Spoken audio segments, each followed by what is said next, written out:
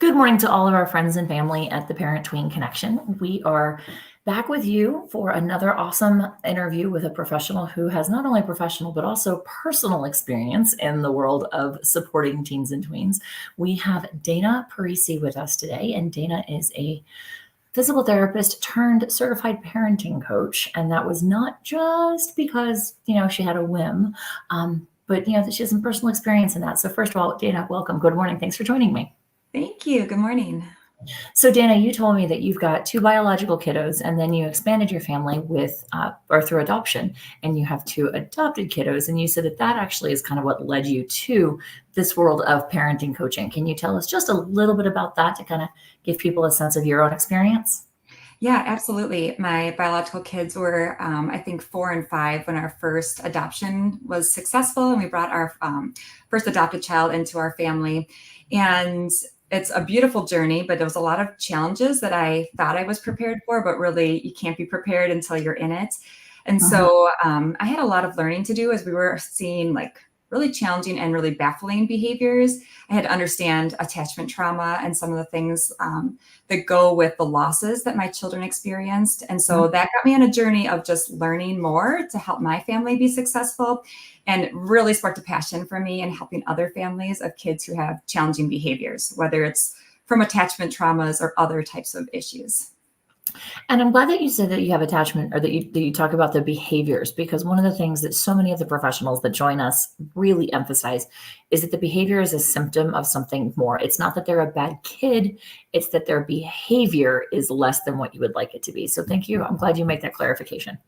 Yeah, absolutely. Yeah, behavior is, like you said, the symptom, the tip of the iceberg, and there's a lot more going on under the water.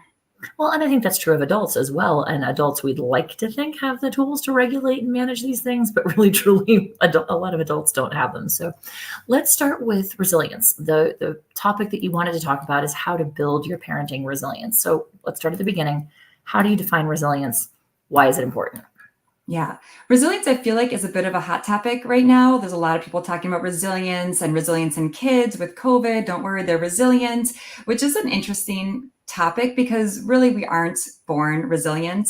Just because we're young or kids are young doesn't mean they're already resilient. And adults too, resilience is a learned skill. And it really is, it's the ability to cope and manage in times of challenge and stress.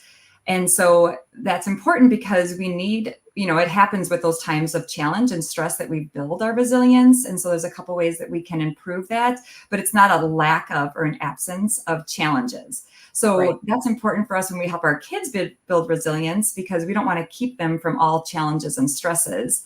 And we can also be on a journey of growing our own resilience as we go. Now, I know one of the things, or I'm expecting that one of the things that you're going to say that helps to build a resilience is self-care. And I hear so many parents, moms especially, who are like, I don't have time for self-care. I got to take care of my kids. I've got the job. I've got the kids. I got the house. I've got the dog, the 742 different things that moms genuinely do have, and dads. But I hear it more from moms. So they're like, I don't have time for self-care. And yet, where do we go with that, Dana? Yeah, no, I felt the same way. Before I was a parent coach, I worked with a coach to kind of help me understand some of the trauma and how that comes out in behaviors and how I can support my kids. And I remember when my coach suggested self-care, I was like, I don't have time for that. Like, what is that going to be? A spa day, my nails? How is that going to help me, on the day to day? And so she helped me kind of broaden my view. And so when I think of self-care for busy moms, and like you named it, there's so many things going on for moms and dads.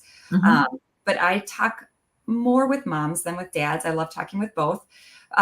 So I don't think of like a spa day or a girls' vacation, which could be very nice, and that could be part of the big picture. But I think of small pauses during the day. And so the book that I wrote is all about building our resilience in parenting, and I can talk about that later. But I think about trying to aim for 3 pauses in a day. And so really intentional, but short periods of time. So 5 to 15 minutes.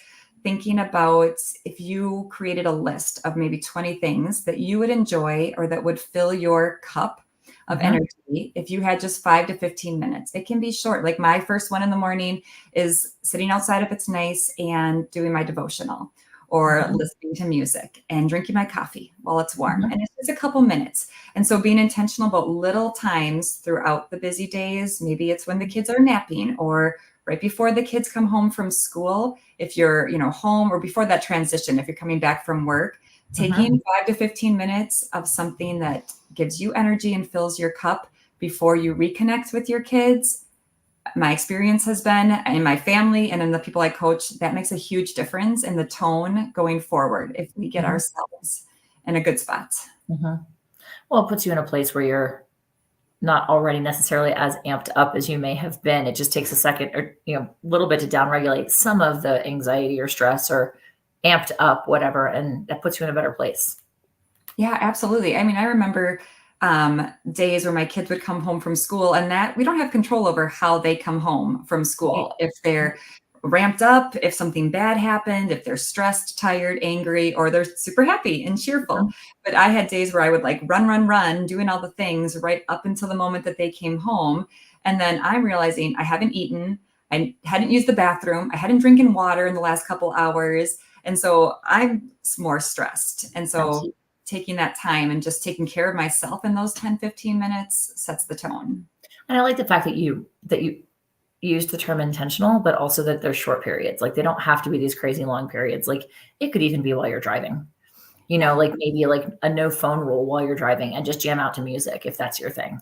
Or listen to a motivational podcast or have quiet and do a devotional or a meditation or something while you're driving. Yeah, no, I So think I like that's that. right. And for each person to figure out, everyone who does listen to this, what would be rejuvenating for Mhm. you? If it's talking to a friend on the car ride, that's great. If it's quiet, Mhm. that's great. And so Right. making a list of things that do give you that energy or Mhm. peace or joy so that you're in a good spot. And yeah, short periods of time. A lot of families that I work with, when I bring up the idea of three short pauses, they're like, oh, whoa, I'm doing nothing. So that's Mhm. okay. Then we just start with one Right. short pause in the day. But I'm Right. like, but spoiler alert, I want you to work towards three Right. short because they're shorts, but let's just start with one. Right. Absolutely. How does a support network fit into increasing our resiliency? Absolutely. So the big things about building resilience in adults and in kids is that, like I said, there needs to be a challenge. Challenges are what build resilience, but it has Mhm. to be the right amount of challenge. So that comes with our kids too. If it's too challenging, we shut down or we give up or, we can't handle it. But if it's not challenging, we don't grow. Mhm. So there's that piece of it. But then the second component of it, besides the amount of challenge, is that we have support to join us or to be with us in the challenge.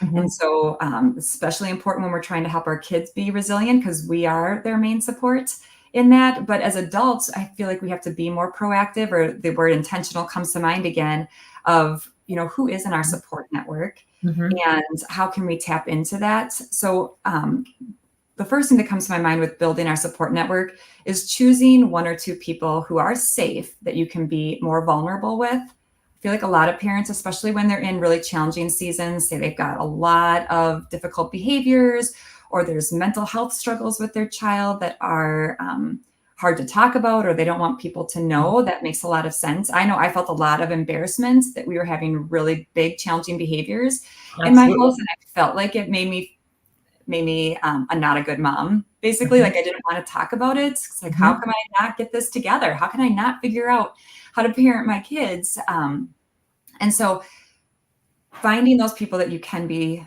vulnerable with and be Mhm. honest about the challenges. And so that means you need to be a little choosy. It doesn't mean we broadcast it on Facebook, like all the big challenges Sure. that we're having. Sure. But there are some safe people that we can talk to. And maybe that's a spouse or partner, but not necessarily. Maybe it's a good, you know, adult friend or a sibling or someone else. And my experience has been in my personal life and the people I coach, when we are more vulnerable than our people are more vulnerable with us, and that builds closeness.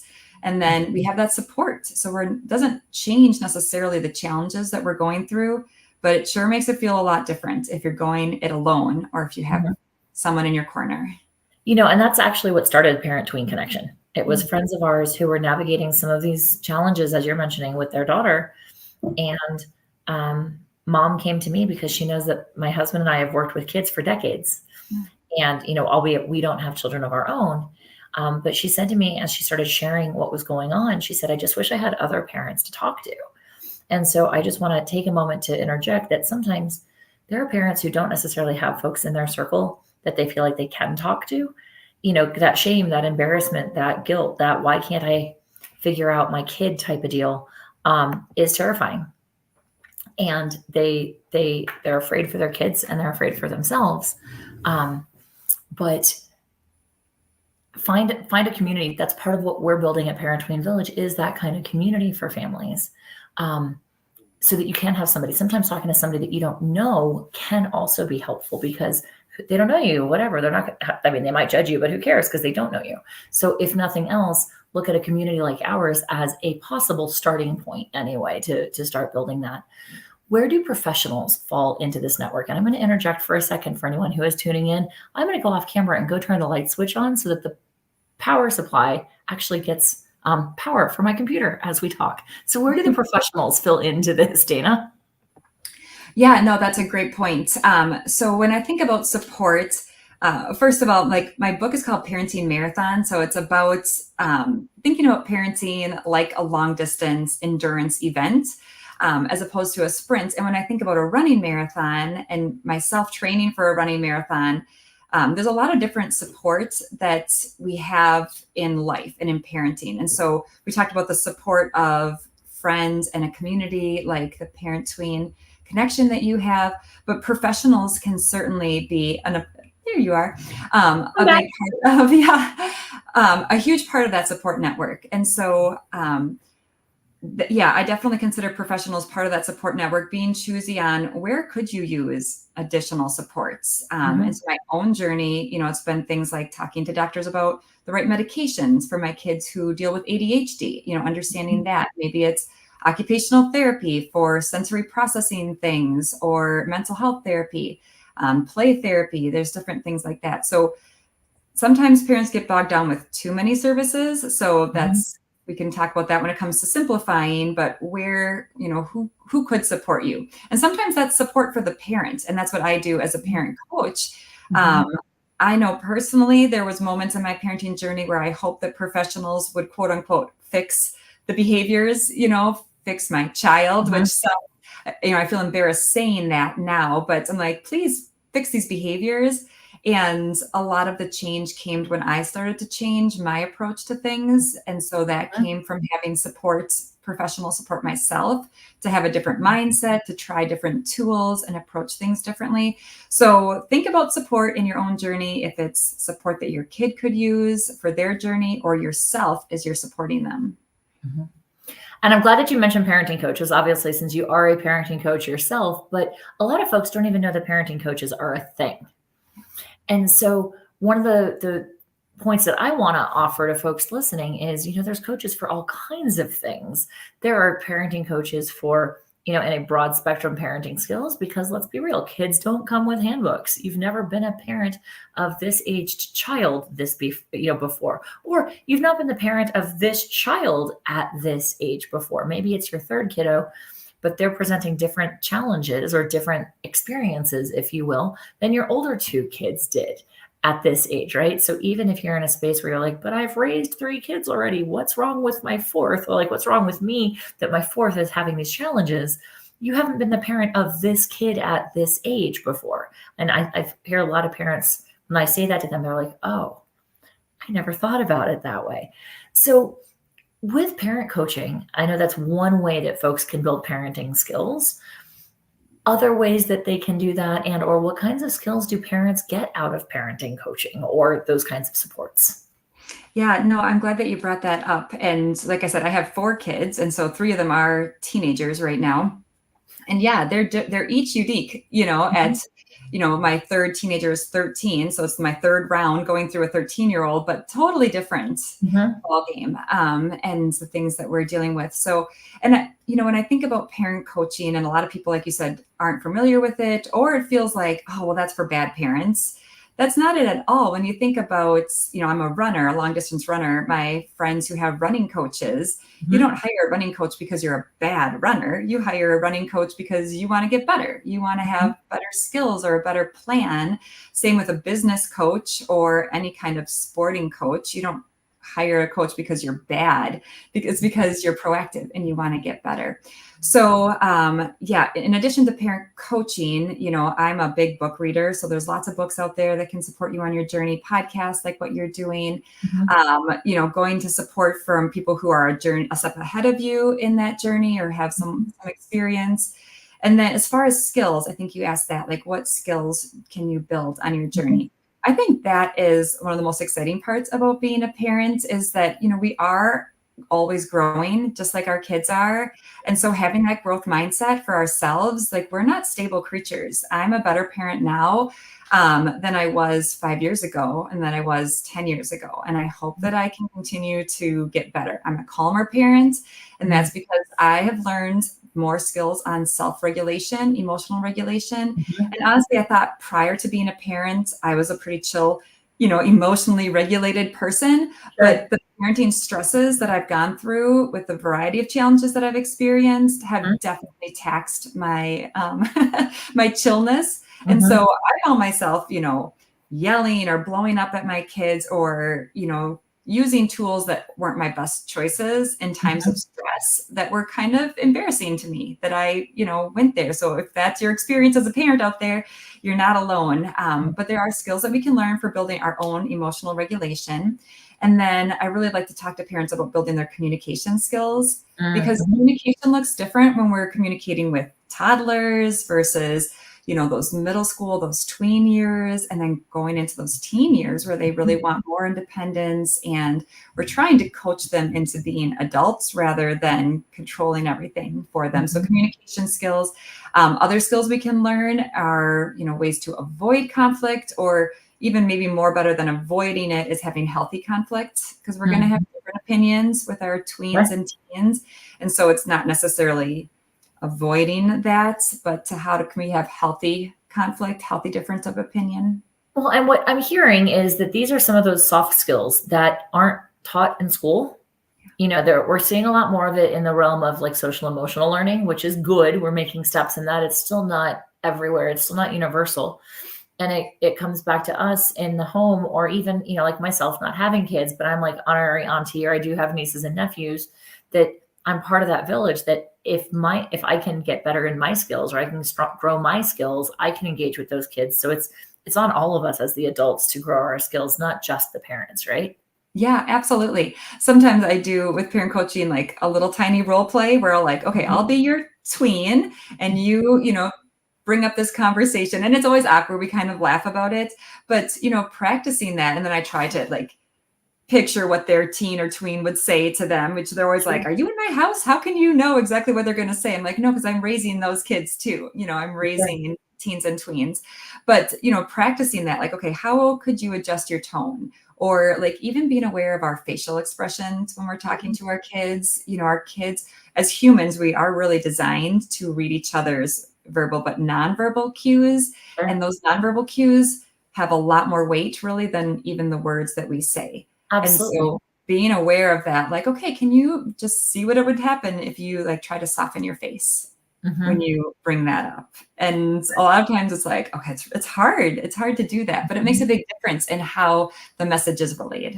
Well, I think I forget what the official statistics are, but I remember that studies have shown that in communication, only 7% of the overall communication is what is actually said, like the words that are said. Everything else is the package delivery, which is why when you get into conflict and texting back and forth, texting can be really, really challenging, because that's only the what's being said. You lose the entire context of all of the other aspects of delivery. Yeah. Yeah, no, I'm glad you brought that up. Like I said, I have three teenagers, and sometimes if we're texting about something, I might send a voice text or just call. I mean, obviously, talking in real time is preferable, but I might send a voice text if it's not a space that I can call, just so that my teen can hear my tone of voice Mhm. and, hear that I'm not trying to create conflict, or I'm not mad at them about it. So they can hear that. Cause you don't, like you said, you don't hear that tone when it comes across just in the words. Absolutely. So one of the points I know you wanted to touch on before we wrap up today is on simplifying, particularly simplifying in times of stress, which can be family stress, it can be work stress, it can be school stress, right? Or just during times like those seasons when things are just more challenging. They're going to happen. So what's your take on simplification or simplifying things? How does that fit into all of this? Yeah. Like I said, most of the families, when I'm working with them, they are in a challenging season of life. Mhm. Something's going on, often with their kids, but, really we only have so much energy and time in our week. And if a lot of our emotional energy is going into the situation with our child, concerned about their mental health or their school or whatever, um, taking a look at all of the obligations that are on your plate and being a little bit more choosy is the first thing that I would recommend Mhm. for simplifying.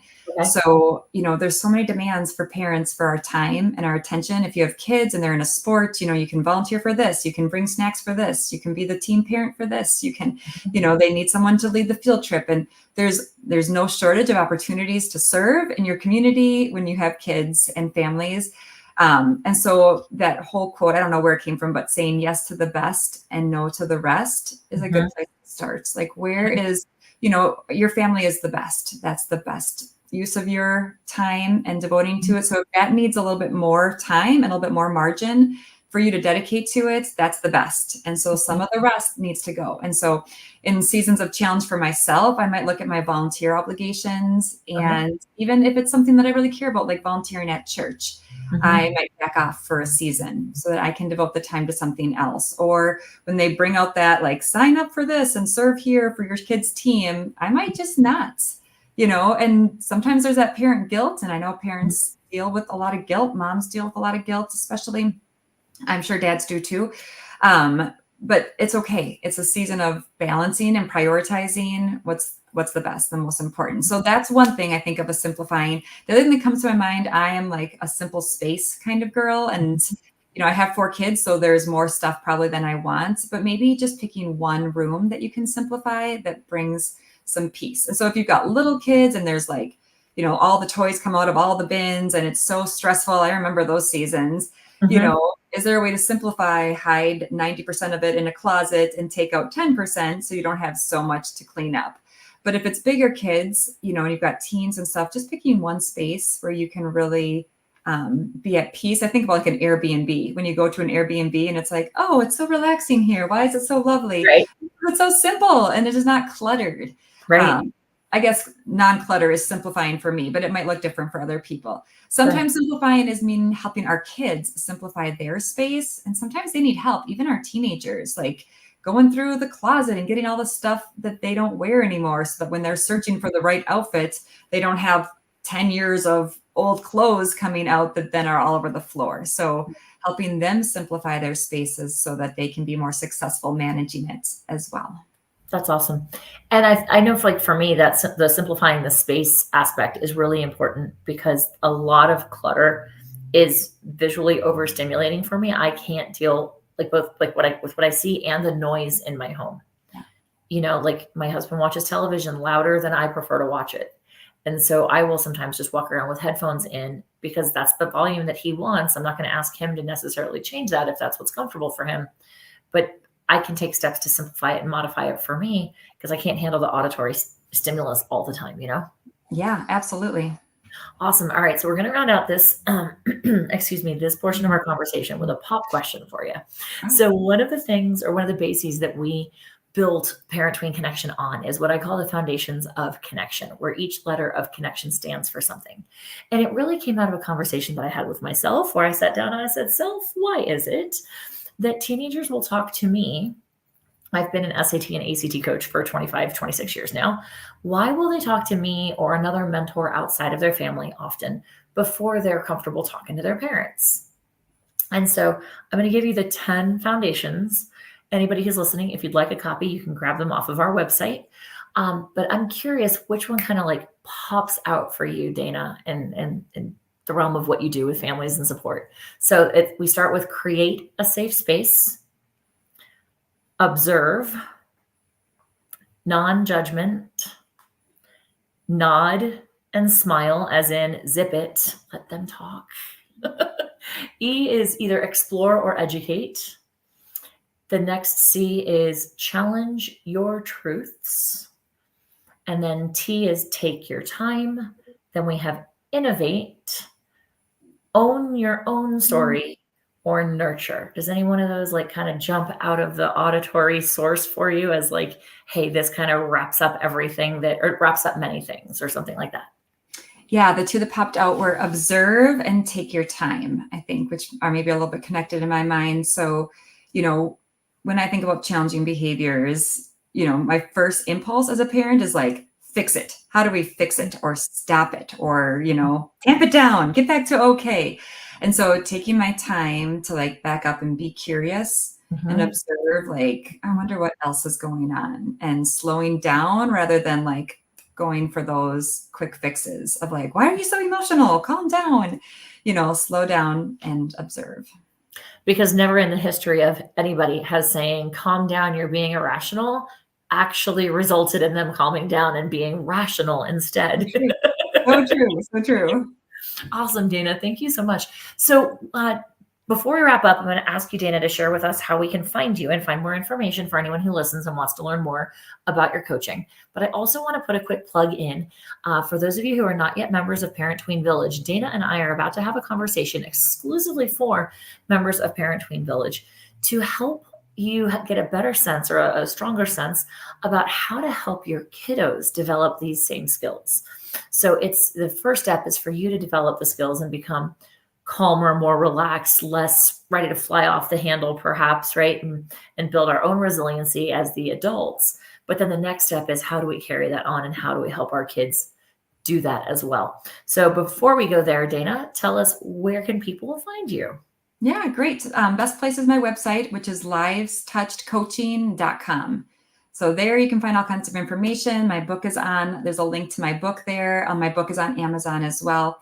You can email me from there. That's the one spot. Awesome. Dana, thank you. I appreciate your time and I love what you had to share. So thanks so much for your time this morning. Thank you. Have a great one, everybody.